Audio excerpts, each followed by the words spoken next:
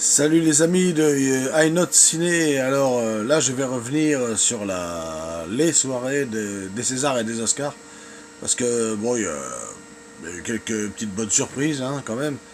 Donc pour les Césars, eh ben, nous avons eu en meilleur film, donc celui qui a tout raflé, hein, c'est Emilia Pérez, hein, disons-le clairement. C'est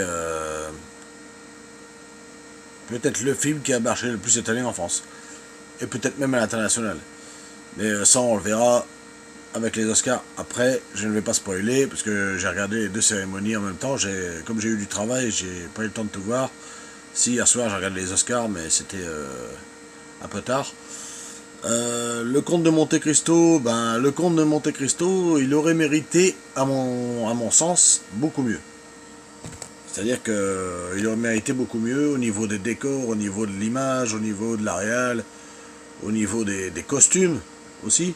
Il aurait mérité beaucoup mieux au niveau de la France pour moi. Après, bon, c'est enfin, c'est comme d'habitude, hein, un film qui marche au niveau de la critique, au niveau des entrées, au niveau du succès, généralement, il est boudé après au César. Enfin, les trois quarts du temps, c'est comme ça que ça se passe. Et aux Oscars, je pense que c'est quasiment la même chose aussi. Je parle qu'aux États-Unis. Hein. Ensuite, il y avait en fanfare aussi qui était cité dans le meilleur film. Donc c'est Emilia Pérez qui a tout raflé au niveau du meilleur film. Aussi pour la meilleure réal au niveau de Jacques Audiard, c'est Emilia Pérez. Par contre, au niveau du meilleur acteur, donc au César en France, c'est Karim Leclou qu'on a pu voir dans Bac Nord aussi, qui a joué. Alors, il y avait Pierre Ninet quand même dans le Comte de Monte Cristo qui était cité. Et Tahar Rahim pour Aznavour. J'avoue que j'aurais préféré voir Tahar Rahim pour Monsieur Aznavour cité que Karim Leclou qui joue pas très longtemps dans le roman de Jim. Il joue très bien dans Bac Nord, il joue très bien dans L'amour ouf où il joue le père aussi on le voit plus, mais alors là, je veux dire, dans le roman de Jim, on le voit 5 minutes quoi. Donc je vois pas l'intérêt de. Enfin, 5-10 minutes. Là, le mettre meilleur acteur, bon. Moi j'aurais mis ça soit à Pierre Ninet, soit à Tahar Rahim pour Monsieur Aznavour. Enfin, ça, c'est mon avis.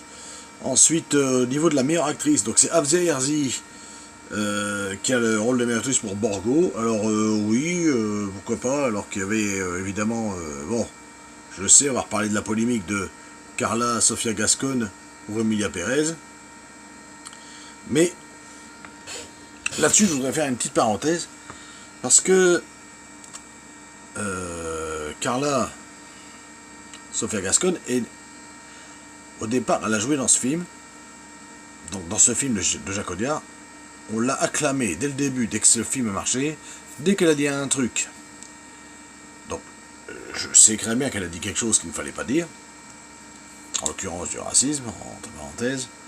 Sauf que, bon, déjà, je me dis qu'elle a dû en prendre du dans la gueule aussi. Elle a dû en prendre plein la gueule aussi, hein, vis-à-vis qu'elle a changé de sexe. Elle a dû en prendre plein la tronche aussi, hein, je pense. Malgré qu'elle soit raciste, c'est pas une excuse.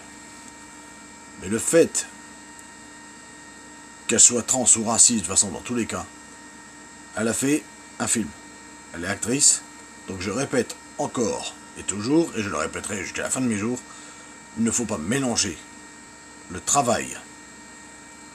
Donc le travail qu'elle a joué, le rôle qu'elle a joué, parce que c'était un rôle dans le film, la prestation et la personne qu'elle est en réel.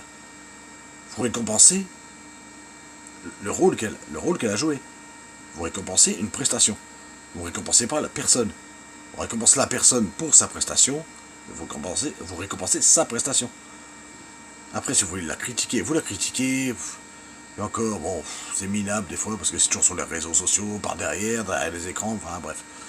Ça m'horripile au plus haut point, mais bon, je vais pas en parler plus.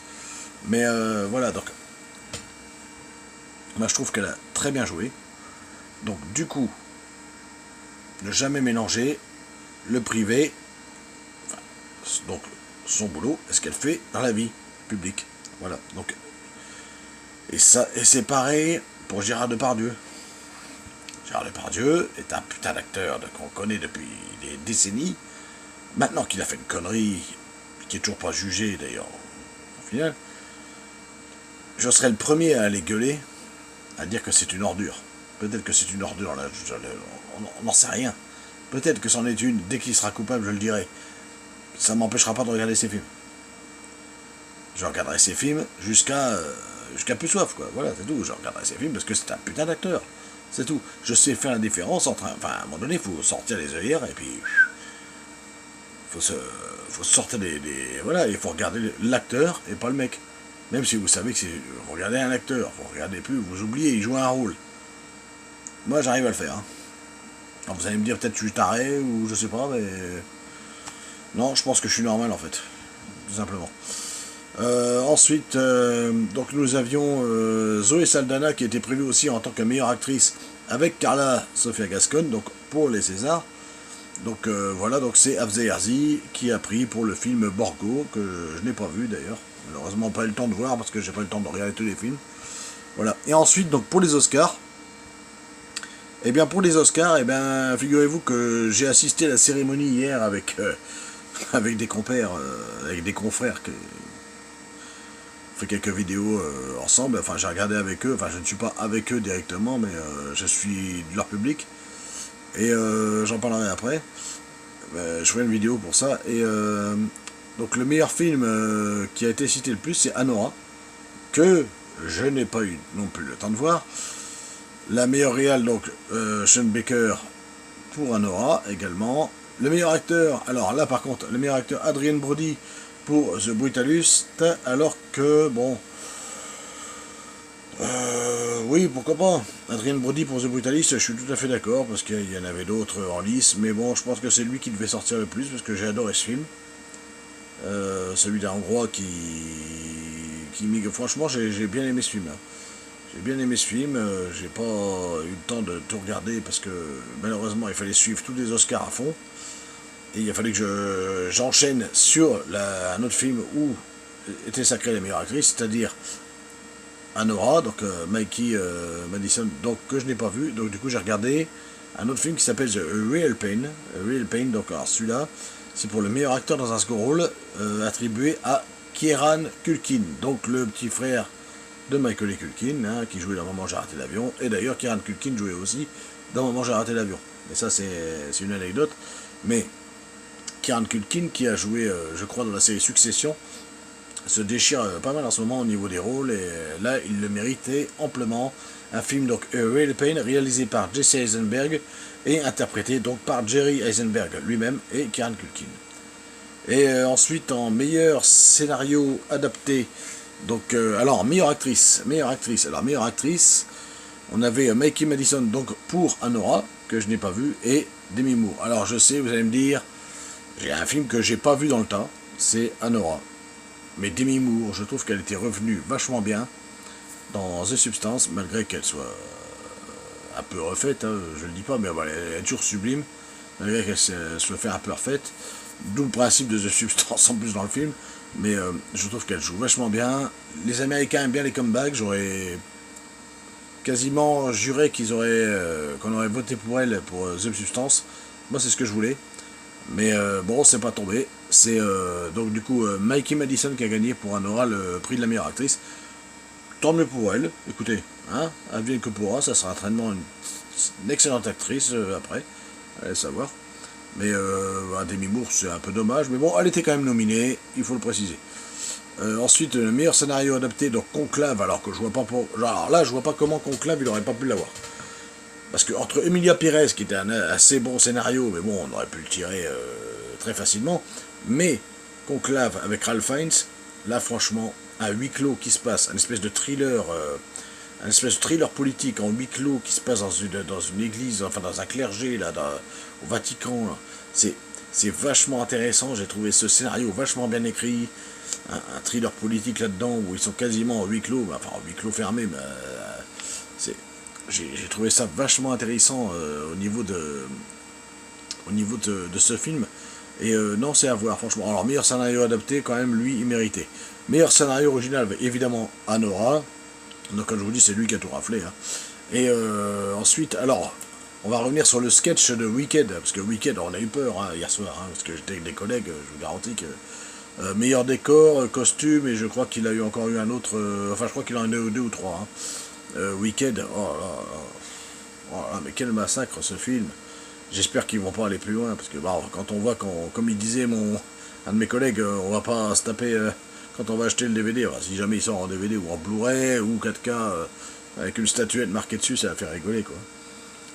Deux Oscars pour Wicked pour le meilleur décor et meilleur costume. Oh là. Bon, peut-être que c'était bien fait, mais bon, de là à dire ça, enfin bon. Alors, meilleur maquillage et coiffure aussi pour The Substance, meilleur film international pour Je suis toujours là de Walter Salles, qui est toujours là, hein, Walter Salles. Et montage, montage pour Anora, meilleur montage pour Anora, meilleur son et effets visuels pour Dune 2, Dune chapitre 2 de Denis Villeneuve. Eh oui, on l'a pas oublié celui-là. Voilà. Il y a un de mes collègues, Dirty Toby, il sera très content d'apprendre que Dune 2 a deux Oscars. Enfin bon. Voilà. Ah, je voyais déjà sa tête hier soir, il était dépité. Chanson originale et musique de film. Meilleure musique de film pour The Brutalist. Meilleure chanson originale pour Emilia Perez. Et voilà. Donc l'animation, pour le meilleur film d'animation, c'est Flow. Un film qui s'appelle Flow, qui est lituanien, si je dis pas de bêtises. Donc voilà, je voulais faire un point là-dessus. Donc les Oscars, bah écoutez, une bonne soirée, où il n'y a pas eu de message politique. En tout cas, pas trop, de ce que j'ai vu, hein, parce que j'ai tenu quand même jusque 3h30 du matin. J'ai pas eu le temps de te voir, je tombais de sommeil parce que j'avais bossé la journée. Hier, oui, j'avais bossé dimanche, oui, j'avais bossé parce que je travaille dans un truc où on peut bosser le week-end. Donc oui, mais j'ai quand même tenu jusqu'à 3h30 du matin, impossible de tenir après. Donc j'ai regardé le reste des résultats hier soir. Donc j'étais en live avec des collègues hier soir.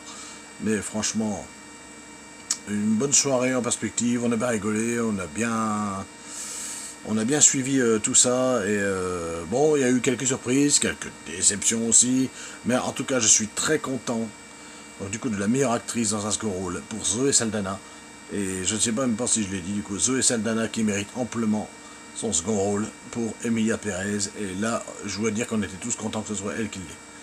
Voilà, alors, franchement, Kieran Culkin, j'en suis très fier. Zoé Saldana, j'en suis très fier. Demi Moore aussi, parce qu'elle a été nominée. Je suis content pour Anora, l'actrice qui joue Anora, donc Mikey Madison.